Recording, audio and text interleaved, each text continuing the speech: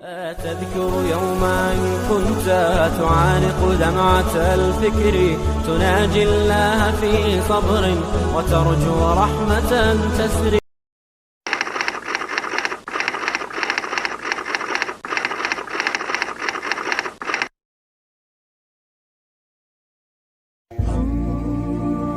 تو محمد الرسول اللہ صلی اللہ علیہ وسلم کی بیویوں کے سلسلے میں فرمایا کہ ان کی بیویاں تمہارے لیے ماؤں کا درجہ رکھتی ہیں.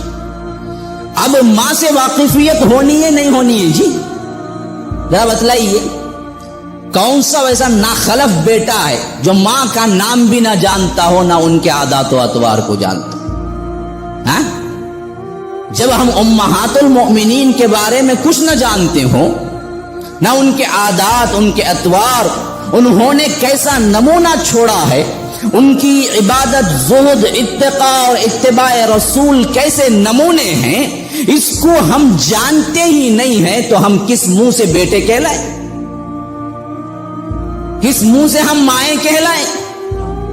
اور خاص کر ہماری عورتیں جنہوں نے آئیڈیل کن کو بنایا ہوا ہے، قوم کے سب سے فاجر قسم کی عورت، زانیہ نہیں بلکہ زنار کہہ سکتے ہیں، جن کا رات دن زنا میں بسر ہوتا ہے، فحاشی و عریانی میں بسر ہوتا ہے، قوم کو بگاڑنے میں بسر ہوتا ہے، جن کی خصلتیں، عادات و اطوار تباہی کے دہانے پہ پہنچا کے انسان کو چھوڑتی ہیں.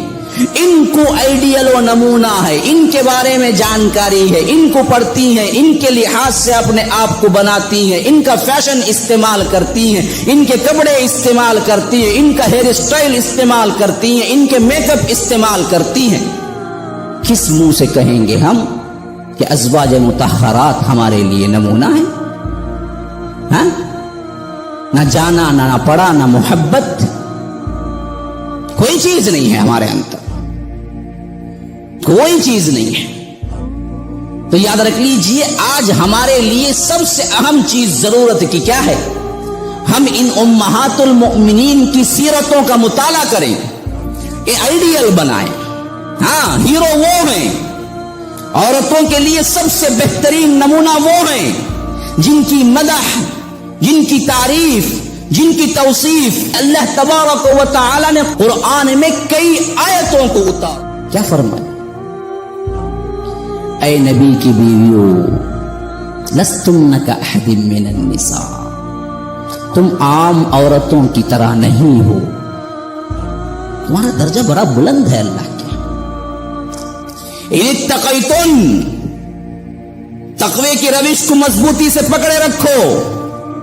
فلا تخضعن بالقول، بلند آواز سے لوگوں کو، اجنبی عورتوں کو بات نہ کیا کرو. اللہ اکبر، کن کو حکم دیا جا رہا ہے؟ دیکھیے، نبی کی بیویوں کو، جن کی حیا، جن کی شرم، جن کی عفت، جن کی پاک دامنی، جن کی عصمت اللہ تبارک و تعالی نے 10 آیتیں نور میں اتاری ہیں. ایسے نبی کی بیویوں کے لیے حکم ہے فلا تخضعن بالقول. دیکھو، تمہاری آواز کا جو صحیح نارمل حالت ہے، اس حالت میں اجنبی مردوں سے بات نہ کیا کر. کیوں؟ فیطمع الذی فی قلبہ مرض، جن بدبختوں کے دلوں کے اندر مرض ہوگا عورتوں کا، ہے نا جی. بعض مریض ہوتے ہیں جو جسم کے ہوتے ہیں، بعض مریض ہوتے ہیں جو روح کے ہوتے ہیں، اور روح میں بھی ہزاروں قسم کے گناہوں کے الگ الگ مرض ہوتے ہیں، اسی طرح جس طرح جسموں کے مرض ہوتے ہیں. جسمانی بیماریاں کی کوئی کاؤنٹنگ ہے؟ آج کسی ہاسپٹل یا سب کتنا بڑا ڈاکٹر بھی آج یہ کاؤنٹ نہیں کیا کہ اتنی ہی اب تک بیماریاں آئی ہیں. بیماریاں بھی لاتعداد بعینی ہی، اسی طرح روح کی بیماریاں بھی لاتعداد ہیں. ان میں سے ایک بڑا طبقہ وہ مرض کا ہے. کیا مرض؟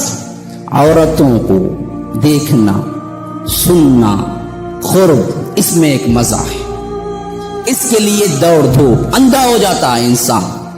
فیطمع الذی فی قلبہ مرض، تو لگتا ایسے ہی بدبخت مرد جن کے دلوں کے اندر مرض ہوگا، بیماری ہوگی، ان کے لیے دراصل نبی کی بیویوں کی بات بھی سن کے کچھ نہ کچھ دل کے اندر جنسی خواہشات پیدا ہوں گے.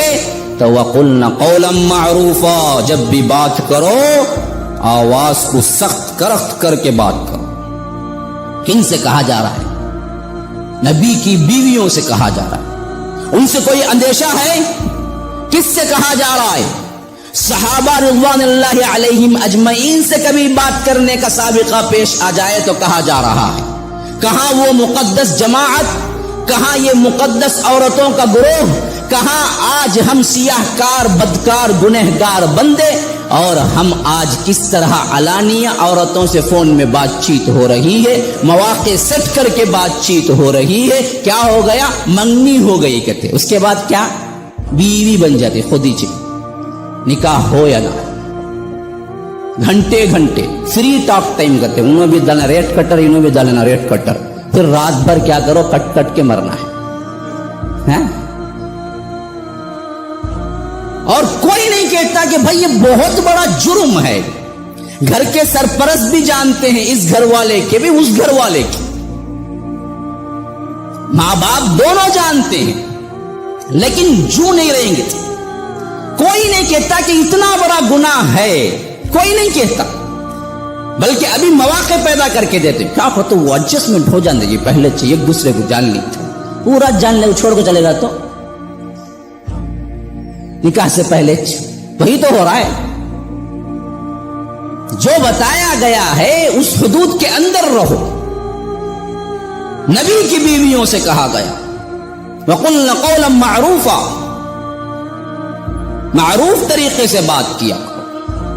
پھر فرمایا کہ اے نبی کی بیویوں وَاذْكُرْنَ مَا يُتْلَى فِي بُيُوتِكُنَّ مِنْ آيَاتِ اللَّهِ وَالْحِكْمَةِ، جو کچھ تمہارے گھروں کے اندر آیتیں اتاری جا رہی ہیں ان کی تلاوت میں منہمک رہا کرو. کیوں؟ انما یرید اللہ لیذہب عنکم الرجس اہل البیت ویطہرکم تطہیرا، کیونکہ اللہ تبارک و تعالی چاہتا یہ ہے کہ تمہارے گھروں کے پاس سے، گھروں کے اندر سے گندگی اور غلاظت کو دور کرے. یہ فحاشی و عریانی قرآن نہ پڑھنا، گندگی. لیذہب عنکم الرجس اہل البیت، اے نبی کے گھر والوں، اللہ چاہتا ہے کہ دور کرے نجاست کو. ویطہرکم تطہیرا، اور تمہارے گھر پاک بنا دیں. تطہیر بہترین پاکی والے بنا دیں.